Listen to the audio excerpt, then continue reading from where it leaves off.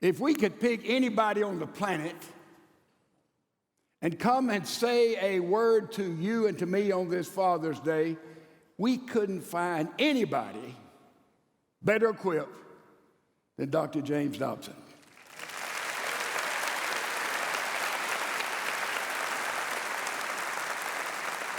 Dr. Dobson is founder and president of the James Dobson's Family Institute that's broadcast here in Houston every day and across America in 13,000 radio stations.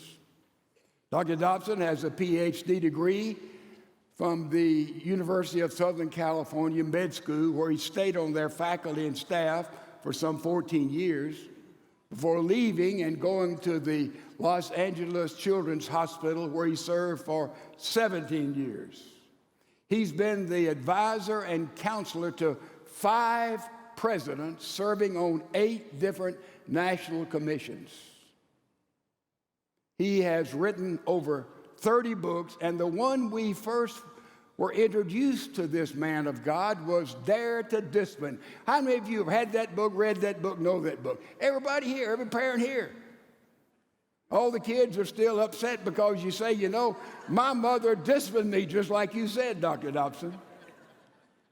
And his books all have been bestsellers because they have been intellectually, medically sound, but so practical and easy to put in place. He and his wife, Shirley, have 2 grown children, a male and a female, and they have now 2 grandchildren. And I want to tell you who's here with Dr. Dobson, his wife, Shirley. Shirley, would you stand up? Let us see you if we could. Shirley Dobson, you may not know it, was the leader of the National Day of Prayer for 25 years. And through her leadership, thousands of prayer groups have sprung up all over America in our churches and in the marketplace because of her leadership in the National Day of Prayer. So I don't know about you, but I'm excited and thrilled at the opportunity to be here with a man who's spoken to millions of people for so many, many years. Books over 20 million have been sold and read, who not only is a scholar and an intellect, but a medical genius, as a PhD in practice, but also very down to earth. Welcome, my friend, my hero, Dr. James Dobson.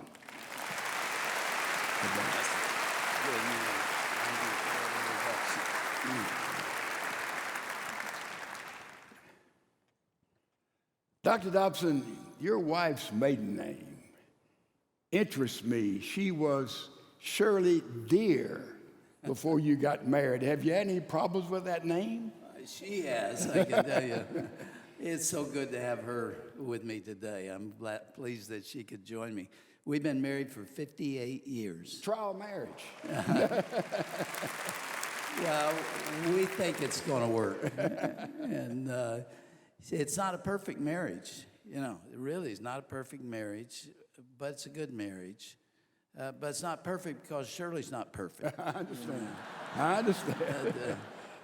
Can I tell you a story about her? Sure. There's a place to start. Shirley is a very feisty lady. You wouldn't know that just meeting her, but she's a lot like her mother. And we were flying along on a plane one day, and there's a console between us, and she ordered tomato juice and put it on the console.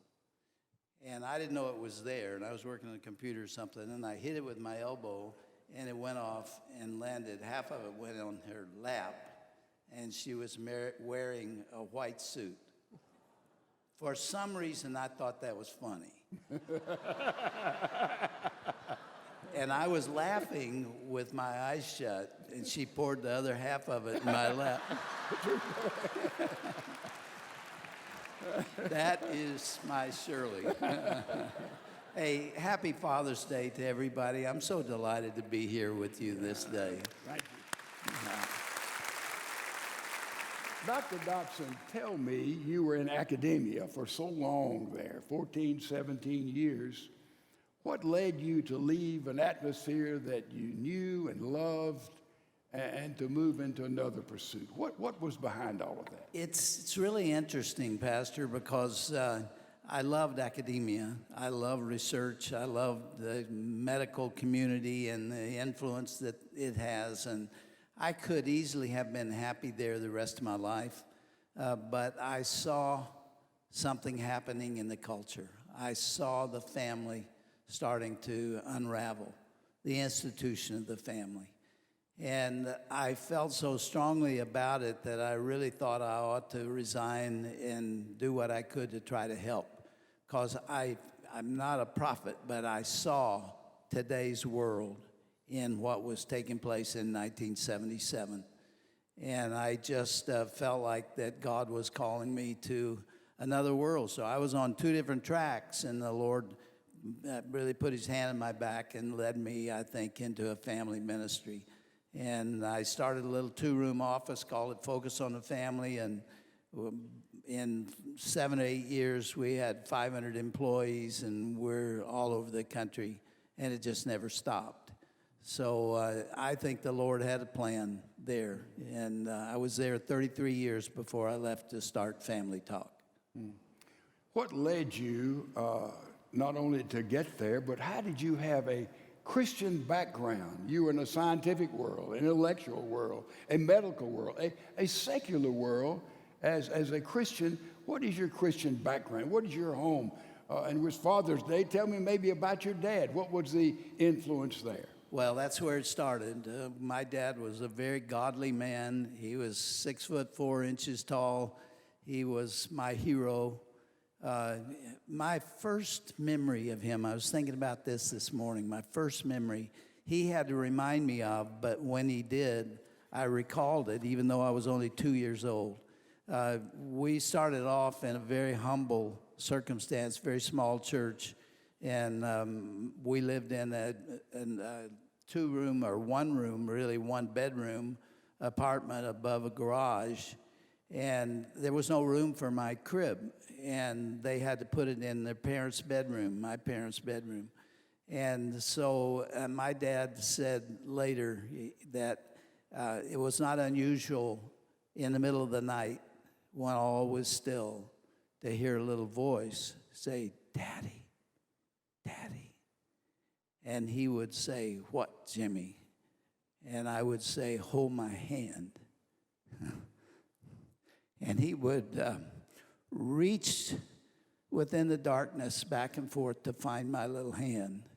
And he said that when he grasped it with his big hand, my arm would become limp and my breathing deep and regular. And it's obviously that I had gone back to sleep. And he only wanted to know that I was there. And that characterizes the relationship we had all through the years. He was committed to the church, but he was also mine. And I had a good mother, too. And I've just been very blessed in that regard. So your dad began to build the right stuff in your life from the very, very beginning. We hear about, we used to hear, "There's a good dad." What is a good dad? What all does it take? Well, my dad's a good model of it. He hunted and fished with me. One of my happiest memories is waking up at 5 o'clock in the morning, putting on hunting clothes and hunting boots, going out to the car, still dark, driving 20 miles outside of town, and stopping at a place that was called the Big Woods because the trees looked so big to me. We followed a little creek along the pathway deep into the woods, and my dad would get me situated under a falling tree. And he was different out there. He was totally focused on me. And he taught me a lot about being a man just by being with him. And I look back on those days as just being foundational. It made me want to be like him and made me wanted his God for my God, his faith for my God, his values for my values. And I can't tell you what impact that had on me through the years. You know, so many times I've said, as we're talking about marriage as a family, that children spell love time. I thought that was original. I got it from you. I got it from you. And I Time, think talk, and touch. That's what a family needs. all right, time, talk, and touch. Yeah. Boys and girls, any difference in bringing up a girl than a boy? What's the difference? The same? You know what? I appreciate that question because we're hearing some absolutely ridiculous stuff from the popular culture today. I mean, it is breathtaking that it's so foolish. It's saying that there's really no genetic differences between males and females. There is no, gender's a matter of choice. And they're telling kids as young as 5 or 6 or 7, you want to be a boy? That's fine. You want to be a girl? You can be, or you can change. It's all a matter of choice. It's ridiculous that when a boy is in utero, he is bombarded by testosterone. It changes his entire brain. The structure of it is different.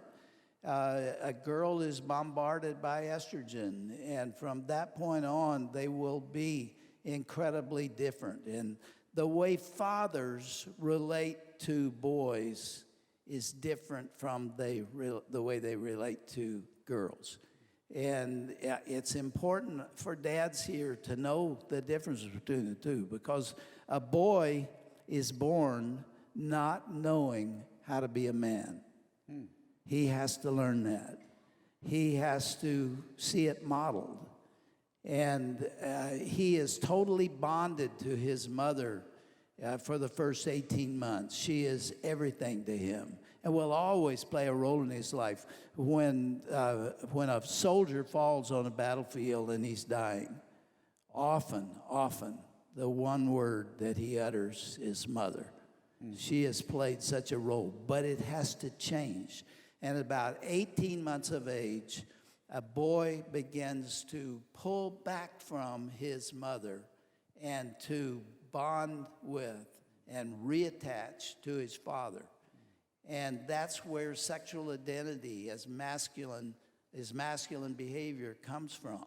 What I talked about, what my dad taught to me in the woods, it needs to take place. And for single mothers who are here, you are not equipped to teach your boy to be a boy or a man.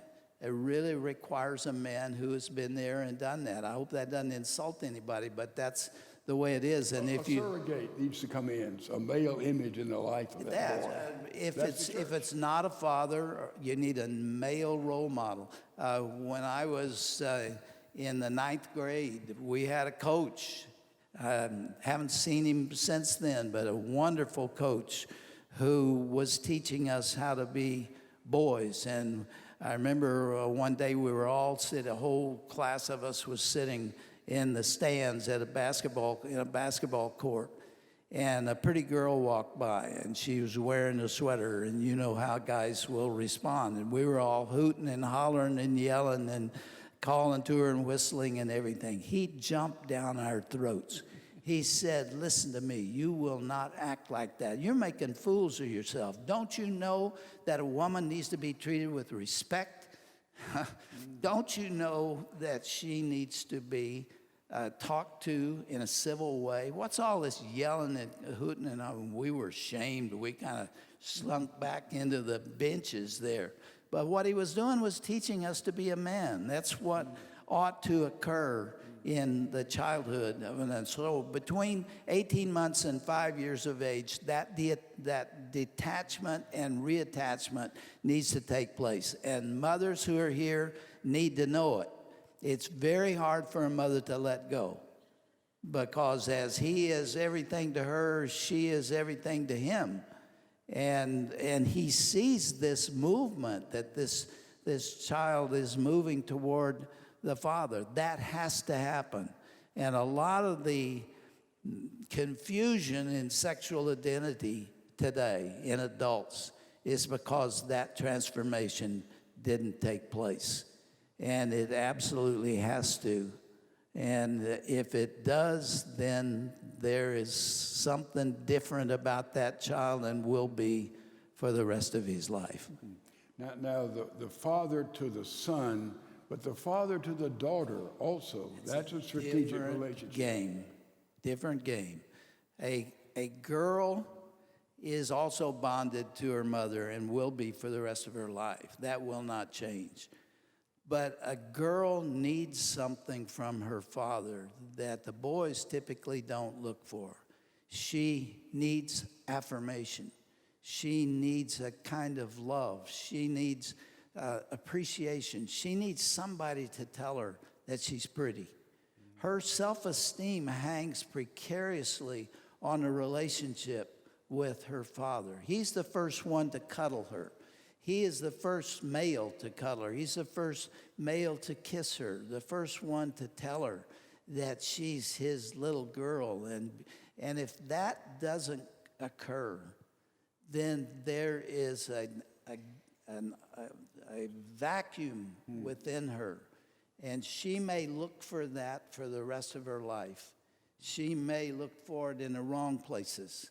If she doesn't have that sense of identity and that love and that affection from her dad, she may find it in somebody who has motives that are not so pure.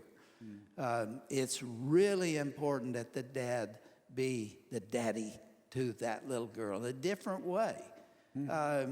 And you know what's really interesting? I'm rattling on here. Is it okay? That's perfect. We like it. Something unusual happens when a girl goes into puberty. This is not always true, but fathers often get nervous about the development. And if they hug their daughters, they lean backwards. I call it the leaning tower of Pisa. They don't want to do anything inappropriate. And so they are very cautious, and they quit touching their daughters. They quit hugging them at a time when they're most insecure and need to know that they are worthy as a woman. They're worthy as a girl. And I urge fathers at that time to hug your daughters and tell them that you love them. Continue. See, she looks over at the boy, and he's wrestling with his dad, and he's physical with him, and the daughter feels something's missing. I talked to you earlier about the fact that they in the competition for dad's attention, the girl is third. The mother, the wife, has to be number one for his attention. And the boy is second in line because everybody knows that fathers need to be there for their boys and boys need their dads. That's clearly understand. What many fathers don't know is in a different way, those girls need their dads every bit as much and maybe more. And when it is missing, there is a certain kind of agony. I learned more about this from watching girls than I did in textbooks. But we had an institute for college students who were in their junior and senior years. And there were about 40 girls there, and just on the edge of womanhood. And I invited those 40 girls to have lunch with me. We were in the boardroom, and I brought them in. We served them a good lunch. And then I said, let me tell you why you're here. I'm writing a book called Bringing Up Girls. I also wrote Bringing Up Boys. And this one was about bringing up girls. And I said, I want you to help me write this. I want you to tell me what I need to know about the female experience. I want you to tell me what you're thinking. And it was instantaneously, Pastor, they made a beeline for their fathers. They didn't say much about their mothers because that relationship is established and not threatened. But they began talking about their dads, and they were not angry at them, and they were not bitter, but they were hurt. And they began talking about the fact that sometimes I think my dad doesn't even see me. Sometimes I think he does not know what I care about. They said, we have come to this institute, and my father didn't even ask where I was going or what I was doing. And there's a longing. Then they started telling stories. This went all the way around the room, and they were all crying. The entire room. About 2/3 of those girls told me stories on that day about their dad. For an illustration, what would be a story? One of them talked about the fact that her dad never affirmed her, never told her that she was pretty. And they were in the car on a trip. They were going to the beach, and they were in the car, and she was in the back seat. She took her shoe off and put her foot on the console between them. And her father looked down at her foot, and he touched her foot with his hand, and he said, "Honey, you have such beautiful feet." He never said anything like that, and she cried. Who would understand that? Except there was a need there that she had not had met. And there was a girl who talked about the fact that her dad would come down in the morning, and whatever she was eating, he would say, "Do you know where that's going to go? That's going to go right to your hips and your legs." Comments like that. He would put his arm around her and kind of squeeze the fat a little bit. It wounded her. It hurt her. And there was one girl told me about her father being an NC2A football coach. And he was so busy that he had absolutely no time for her. And she said, the only way I could be with him was walk the sidelines with him to get some time with him.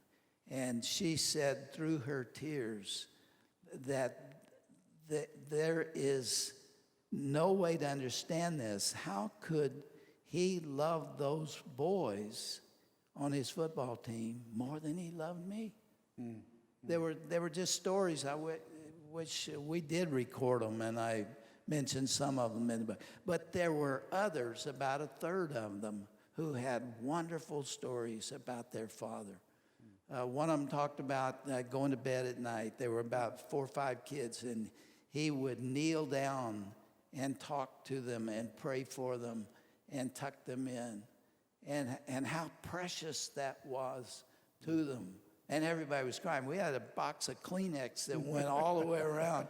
Everybody wanted the Kleenex because the girls did not know that one another felt this way until I asked the right question. And there was also a girl I'll never forget. She said that she would wake up sometimes at 5 o'clock in the morning and see that the light was on in the family room. And she would get out of bed and she would come in there, and her father would be sitting in his big chair with a Bible on his lap. And when he saw her, he would say, "Oh, honey, I'm so glad you're awake. Would you come get on my lap? I want to show you something." And she would snuggle up with him. And he said, "You see that scripture? Right there. I wrote your name there. That's for you. I'm praying for you." And that relationship is not casual for a girl coming through her childhood years and adolescent years and on beyond. I wish I'd have brought something today. I forgot it. But we decided for Father's Day one year to invite women to call and talk about their relationship with their fathers. And more than 600 called, and we recorded them. And there were absolutely wonderful things, and some would break your heart. And one was she said her name was Kathy from Georgia. I'll never forget it. And she just talked about how, "Dad, I loved you so much, and I needed you so much. But somewhere along the line, I don't know where it went wrong, but the drugs and the prescriptions and the alcohol took its toll. And I could never reach you. I could never find you. And she said, on Father's Day, I contacted my dad. I wrote him a loving note and said, it's not too late, Dad. It's never too late as long as there's life. And he sent it to her and then called his dad. She sent it to her dad and then called. And the line was busy. It was busy all day. And she got on a plane and flew to Portland and found the letter in the mailbox and went in the house, and her father was dead on the floor with the upturned phone beside him. And she never had an opportunity to make that connection again. If it has not occurred, those of you your kids are older and you've had a bad relationship, it's not too late. You still need it. These are two tremendous books, folks. Dr. Dobson has an unusual gift of saying things medically, intellectually, deep, profound truths, but he applies it. So here's one, Bringing Up Boys, Bringing Up Girls. He's had New York Times bestsellers, so you want to pick that up. It's well worth your time. Doctor, let me just ask you a couple of things here, if I might. You had a relationship later on in his life with Ted Bundy, who was a murderer of hundreds of people. Talk about how you got involved in his life in the fourth quarter. We went from the sublime to the ridiculous because Ted Bundy was one of the most notorious serial murderers. I had served on the Attorney General's Commission on Pornography at the request of President Reagan, and that was one of the most difficult things I've done because for 18 months we saw stuff that I wish I hadn't had to even see. The impact of pornography on the family is devastating because it undermines the sexual relationship between a husband and wife, which is the basis for marriage. And so we finished our work, and it was a 2,000-page report. And Ted Bundy, by that time, had killed, some people say, 100 women. There were at least 38 that he remembered and admitted to. But he was on death row. And his lawyer called me and said, Ted Bundy wants to tell the world what pornography did to him because he had found salacious stuff at a dump and gotten hooked on it, and it had taking him on that journey like pornography does. It's never enough, and it gets worse as time goes on. And that's where he became so violent. And he said, this lawyer said, Ted will not talk to any other member of the press.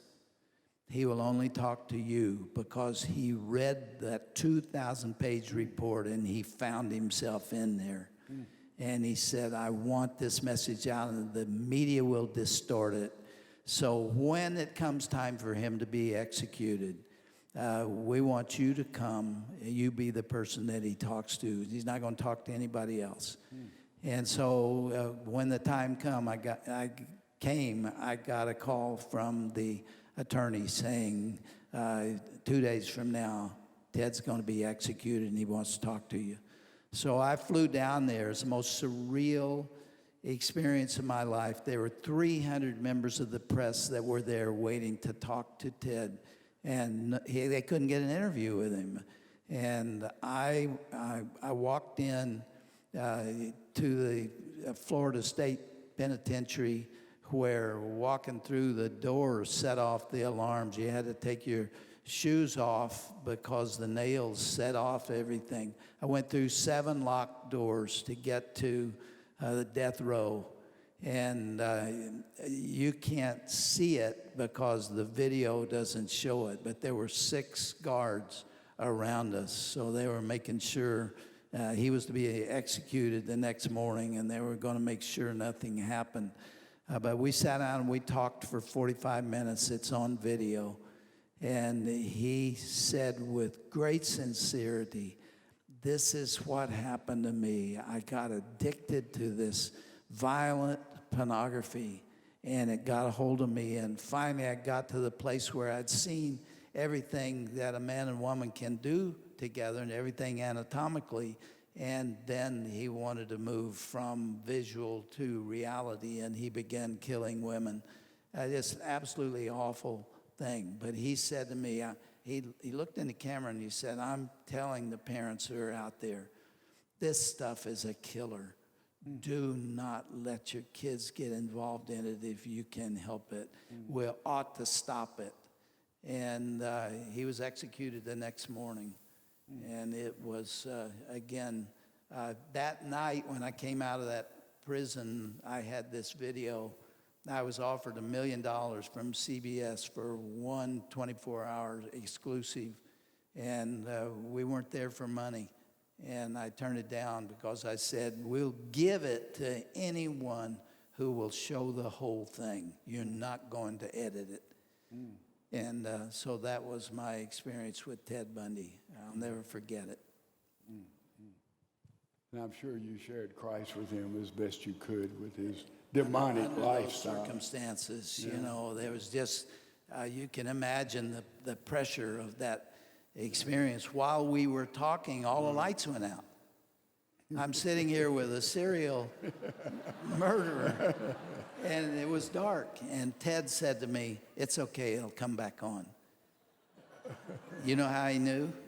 They were testing the electric chair. And he knew it. It was, I just given you a piece of it, but that was a strange moment. It's a tough thing. I remember this when my By the way, you asked if I shared Christ to him. He claimed to be a Christian. Well, And that's what he said to me. But as you who said, knows? Only God knows. Only God knows. My son Ed, he must have been 14 or 15, and Joe Beth found under his bed there Playboy magazine. And so Joe Beth had read to my kids every night forever. I mean, our kids, somebody told her, if you read your kids, they'll be good readers. My boys ought to be the best readers in the world because she read to them every night, hour and hour. She found that.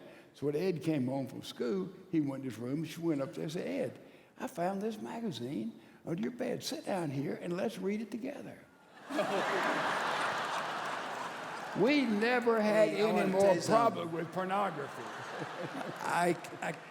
That would cool a guy down real quick. It took care of that in our family. We're grateful for that. Tell us also a thrilling story. We've had Pete Maravich here, who's holds all kind of collegiate records, NBA, All-Star, etc. And you had an experience with Pistol Pete Maravich, arguably one of the best basketball players. Share that with us. It's dramatic and powerful, if you would, Dr. Dobson. You know what? I kind of feel like my life is like Forrest Gump. I always show up at the interesting places. On this occasion, I had gotten acquainted with Pete over the phone. He was an unbelievable basketball player. If you all don't know, he left 43 college records. Most of them still stand. And he did things with the basketball that Magic Johnson didn't do. I mean, he was unbelievable, maybe in the top 10 of all times. And he had written a book about his dad, and he led his father to the Lord. Press Maravich, he was his coach. And so he'd written this book, and I asked him if he'd like to come be on the radio to talk about it. He said he would. He came out to California, and then I did one of the most audacious things I've ever done in my life. We played basketball 3 times a week, and I asked him if he'd like to play basketball with a bunch of duffers. And I got the biggest center I could find from UCLA who guarded him, and we played. We had an absolutely wonderful time. Played for about 45 minutes. And everybody took a break, and they went to drink water, and I stayed on the court with Pete, and just the two of us were standing there talking to each other. He's 40 years old. He was wearing a T-shirt that said, "Looking unto Jesus," because he had been a not very nice man. In college, he was a womanizer. He drank a lot. He was just lost. And he was looking for Jesus and didn't know it. And after he retired from basketball, he couldn't go anywhere because everywhere he went, people hounded him and wanted autographs and pictures. So he was, for about 5 years, he was just holed up in the house.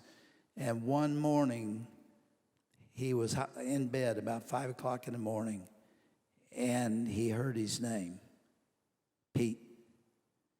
And it scared him. And he sat up in bed and wondered if he dreamed it, and he heard it again. And he got out of bed, got on his knees, and gave his heart to Jesus Christ. And I'm telling you, for the next 5 years, that's all he could talk about. If he was here, he talked about, well, it wasn't basketball. And the media was all over the place. Do I have time to tell the other? Yeah.